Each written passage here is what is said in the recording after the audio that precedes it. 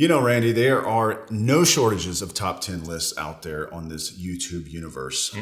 Lots of good bourbons make the list all over the place. A lot of them, the same bourbons. But there are a lot of really good bourbons, great brands that you never see on the list, but everyone loves. You want to find out what those are? Stick around.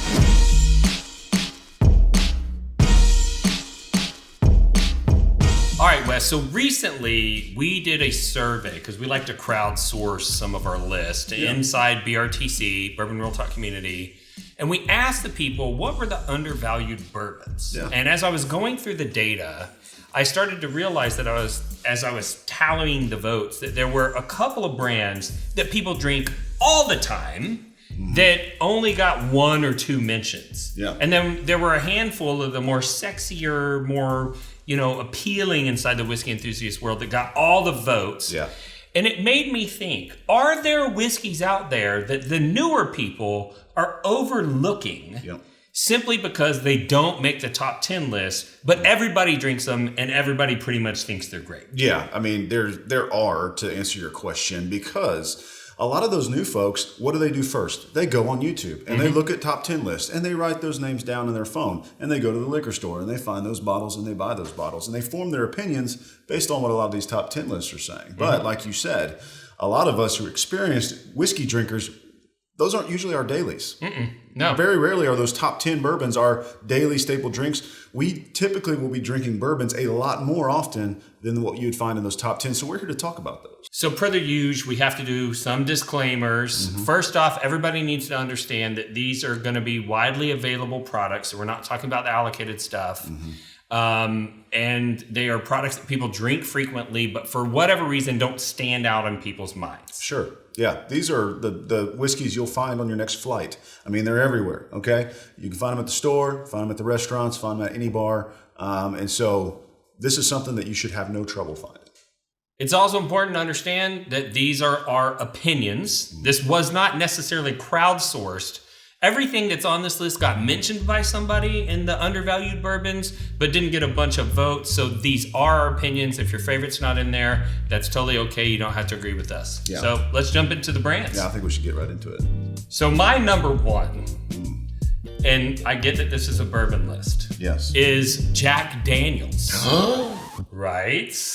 You just said it was a bourbon. I know I did. And that's my number one reason for why it gets overlooked. Yep. So Jack Daniel's is labeled as Tennessee whiskey because it goes through the Lincoln County process. But if you do any research at all or you watch anything on our channel about it, that does not preclude it from being bourbon. Yep. If Jack Daniel's were selling its barrels to one of my non-distiller producers, I promise you I would label it as bourbon and the TTB would have no problem approving my label because it is actually legally bourbon. Yeah. And I think that might be one of the reasons why it gets overlooked. A huge brand, a ton of name, a ton of recognition. I think the only one that tops it is Johnny Walker, right? Johnny Walker's the only one. I mean, it's definitely well known. It's everywhere on T-shirts and hats and in every store you've seen. But it doesn't really make those top 10 lists, and we think it should. We drink a lot of it. And so, and that's my point is that I think that people are overlooking some of the newer things that Jack Daniel's is doing. The Jack Daniel's barrel proof single barrel is an absolute monster. Yep. But I worry that because of the mass production of Old No. 7 and the fact that it's only 80 proof and it's not really designed to appeal to the whiskey enthusiast nerd, right? Old No. 7 is supposed to be a daily drinker. It's supposed to be a mixer. It is the number one cocktail in the world is Old No. 7 with Coke. Yep. Okay, so when you think of it like that, if you have experienced Old No. 7 and then someone goes, hey, you need to try this new Jack Daniel's, it's going to get overlooked. Yeah, absolutely. You go from that 80 proof to 129 proof single barrel selection from Jack Daniel's. Your average Jack Daniel's drinker is not going to be too excited about that. No. But for the whiskey enthusiast, it is a great pour. Yeah, and I would recommend that you try a Jack Daniel's single barrel proof, and maybe even the Jack Daniel's bonded. Because most of the problems that whiskey enthusiasts have with Old No. 7 are fixed with proof. Sure. And those products are probably also aged in an area of the warehouse where it gets a little bit more exposure to the wood. And so you're getting a more robust, round flavor. Yep. And so I think that they do have some good products for people to check out. Yeah. Number 2 on the list is the good old Woodford Reserve. And so when you think about such a again, another staple name that you hear of, you see it at stores. And so what is it about that, Randy, that you think people overlook it? There's a few things. I think that it's kind of got some of the same problems as the other like super available whiskeys. Like when you go to a bar, every bar is going to have Jim and Jack, right? And if they have a premium, it's usually Woodford. Right, yeah. And so there's kind of this guilt by association thing going on that Woodford may not be that great because it's available everywhere and it's always found with these cheaper, lower level products. Yeah. And another thing is that unlike some of the bigger brands, they don't have any kind of special or allocated releases. So there's no, fear of missing out. So there's, again, not that hype around that type of product. Yeah, when you think about a company like Buffalo Trace, virtually every single downline that they have has a premium version in its upline that's made out of the same whiskey. And Woodford Reserve really never did that, right? So there is kind of this crossover FOMO that happens, and Woodford's never really taken advantage of it. Well, I mean, let's move on to why it's actually good. Okay. Right? Because we've kind of dismissed some of the thoughts, the theories, the myths, and things like that lead people away from it. But the reasons that you should absolutely consider it, and the reasons on this list, is it's a quality price. When you think of what you get in the product, again, not too different from a quality, Jack Daniel's product. You got a great price point. And you also find it anywhere. Right. I mean, like I said, when you're on an airplane, they're going to have it. When you're at a bar, a restaurant, or any liquor store, you're going to be able to walk in and find a Woodford Reserve. Yeah, so I wouldn't stub my nose at Woodford Reserve. No. And I drink it quite frequently. Yeah. Especially when I'm in the first class on a flight, because that's the one that they always have. Yeah. All right, so number 3 is JW Dant. And this one's pretty easy to figure out why it's overlooked. It's not sold very many places outside of Kentucky. Yeah, I was gonna say, I've overlooked it a lot because I live in Texas and I can't find it anywhere. Right, so I think they used to be distributed in other states, and then because that product can be aged longer and be made into some of the more valuable premium brands, they stopped producing as much of it. They still sell it in Kentucky. It is everywhere in Kentucky. So you can find it pretty much at every liquor store. The price point is around $13. Oh my gosh. Right? So it's like super cheap. But it's actually really good. Yeah. And it's a quality, well-made product, super high quality price ratio. And that's one that, like, anytime you go to Kentucky, I would say go ahead and pick you up a bottle of JW Dant. You're probably not going to be able to find it in your state. There's a little bit in like Indiana and some other states, but for the most part, it's all over in Kentucky. And whenever I do the list, I always get 1 or 2 mentions of JW Dant, but it doesn't get a ton of votes. And I think it's just because people don't know to pick it up when they're in Kentucky. Right. Well, next time it's going to be on my list. Yeah, it should be. Number 4 is one of my favorite distilleries and product lines of all time, near and dear to my heart, the Jim Beam family and what they're doing over there in Kentucky. There are so many great products. Obviously, I'm a Knob Creek fan, and you've heard me rant and rave about that. But the Black Label is a good shelf-available product that you'll see at any store, and it's absolutely worth the pickup. Why do you think that people overlook Jim Beam Black Label? Well, I think it gets that association, guilty by association kind of vibe. Thank God that my love for Jim Beam wasn't tarnished in my college days, where I tried to, for whatever reason, I think it was a dare, chug a 5th of Jim Beam White Label, and immediately regretted it. And so maybe that's why I actually love Jim Beam so much. Right. It just got into my pores so bad from alcohol poisoning that it just said, we're not leaving you. But I think that that's part of the problem. They see the Black Label and they think it's just a fancier version of the White Label stuff. And so they're like, yeah, we're going to write that off. Right. Also, the proof is a little bit low for like the serious enthusiasts, like the high proofers that we are. It's an 86 proof, but still the flavors are there. So I think it's definitely worth picking up and having on the list. When you consider the bump in the proof, because the White Label's 80 and the Black Label's 86, and the age, it's kind of a steal. Yeah. And I feel like people, overlook it and don't put it on their list, but it's something that you might want to pick up and have a pour of. Hey, Bourbon Real Talk, Randy Sullivan here with some very exciting news. We have new merch just in for all of your whiskey aficionado needs. We have Glen travel cases. Now, these were custom designed Lindsay had to work this out with the manufacturer to get them just the right size. There are 2 different sizes. You can buy them empty without the glasses in them. They're $28 a piece, or you can buy them with Bourbon Real Talk Official full-size Glens. But there's more. We also have the wee Glen size, and these are perfect for when you're going to a bottle share or you're traveling, you want to throw something in your suitcase. So that's very exciting. So with the Glens, they're going to be 48. Without the Glens, they're going to be 28, because I know a lot of you already have glasses. And do not worry, the standard Glencairn size glasses fit in both the full size and the wee.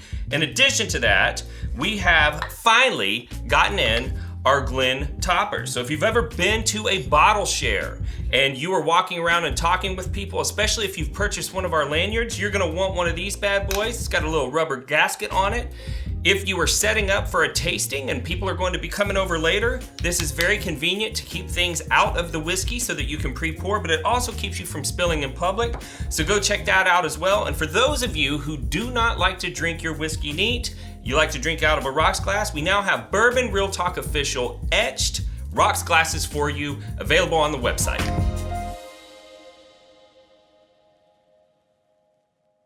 And I mean, I know that you love number 5. I'm going to let you do the talking on that one, because number 5 coming in with the Bakers. I know that that's near and dear to your heart as well. You're a big Bakers fan. It is. I do love Bakers. It gets overlooked, I think, because it is Jim Beam's small batch series. There's some other heavy hitters in there. Yeah. And the prices are a little bit better. So it's gotten obscured by the success of the other brands that are around it. Right. And, you know, that's a little bit disappointing because it's amazing whiskey and at a pretty good price. Yeah.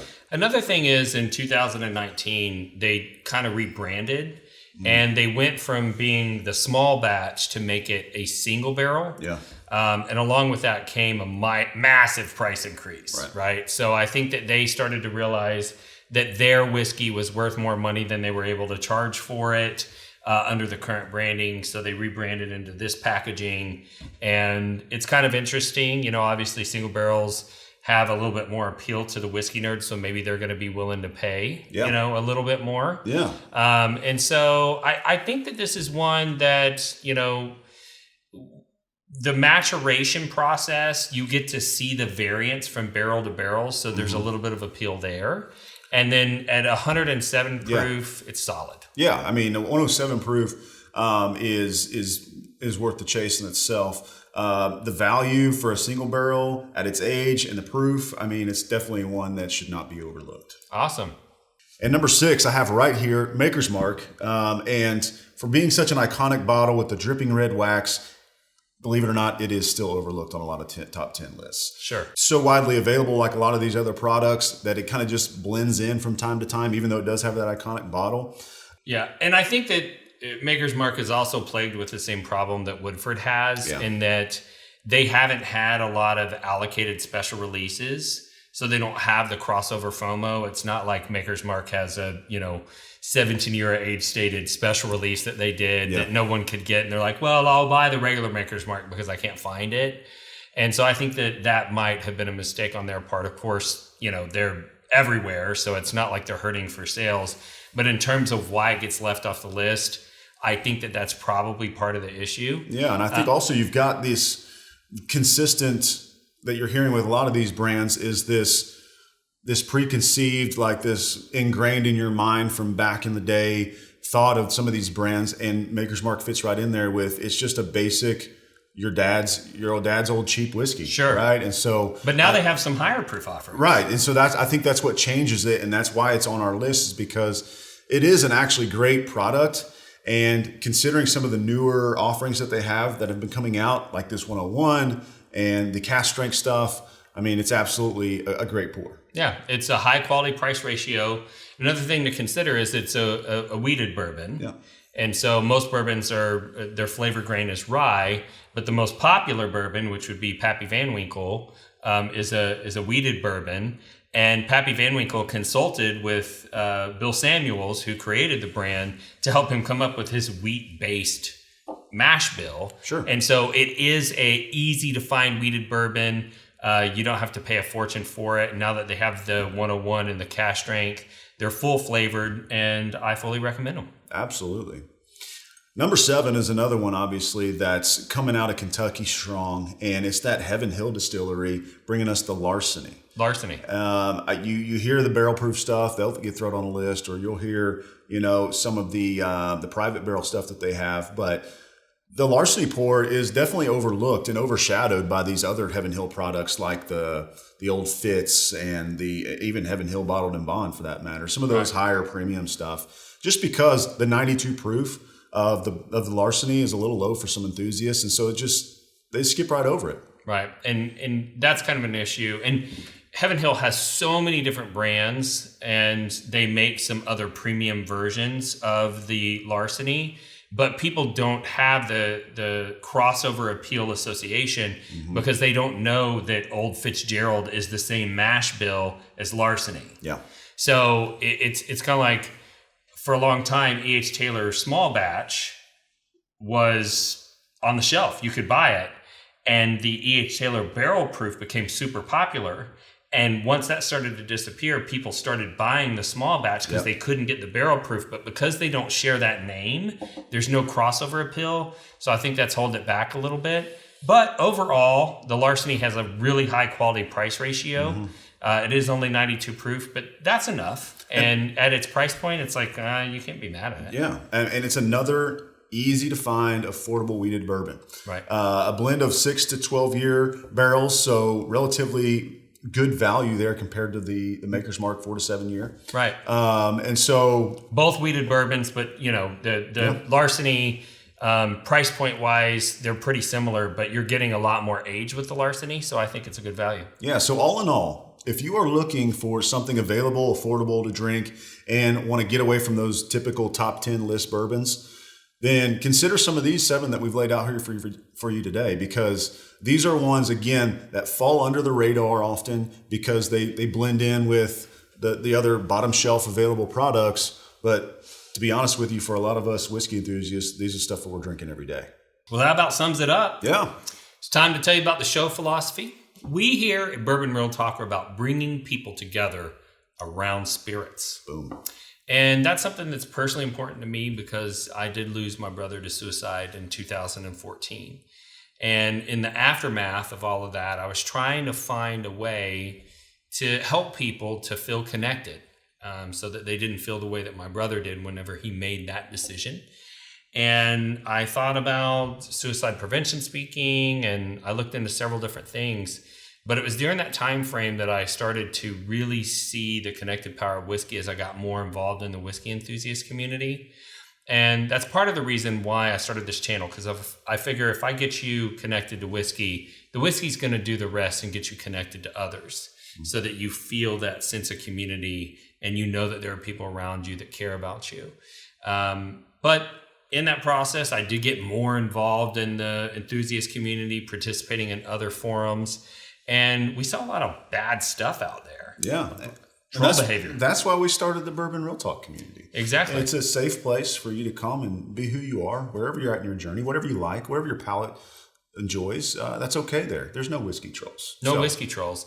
And those trolls in other forums, they were behaving badly. Mm-hmm. And I saw them showing hate to strangers online for whatever reason, whatever motivated them. But it did make me realize that if they can hate a stranger online, there's nothing that prevents us from loving a stranger online. And that's why we end every show the same way, and that's this. If you woke up this morning and you're unsure whether or not anyone loved you, just know that we love you. We'll see you next time on Bourbon Real Talk. Cheers.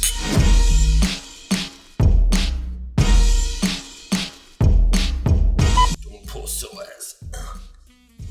You know you're old when you stretch before doing a video. Right? We're just talking. To be honest, we're doing physical activity. To be honest, I should stretch before I go to bed. I'm not gonna lie. I wake up injured sometimes. So yeah, hook me up. We're gonna do a blend. It's gonna be great. Don't judge me. Don't judge me. I just made a 4 grain. What? Just made a 4 grain on a Tuesday. All right. All right, it's fancy. Okay. Well, that about sums. Okay. Okay. Okay. All right, cool. A whiskey troll is a person who seeks negative attention and uses contrarian attitudes to derail civil discussion in online forums. They communicate in ways they never would face-to-face because they're keyboard warriors. Their only goal is to make other people feel inferior. Hey guys, I'm new here. I just got my first Blanton's. And trust me, you probably paid way too much. I don't care much about the Blantons, but nice. There's no way that she didn't buy that at secondary. Idiot. Oh, I know how you got that bottle. So, are you sick and tired of the whiskey trolls running your fun online? Well, that's why we started Bourbon Real Talk Community. Congratulations. Let me know what you think when you open it up. Hey, welcome to the group. Let me send you over a sample of Blanton's Gold and Straight from the Barrel. See how you like those. I remember back to my first bottle of Blanton's. It was the birthday to my son, and we enjoy it every year on his birthday. Congrats. So if you're looking to connect with some people online who aren't, head over to facebook.com and join Bourbon Real Talk Community today.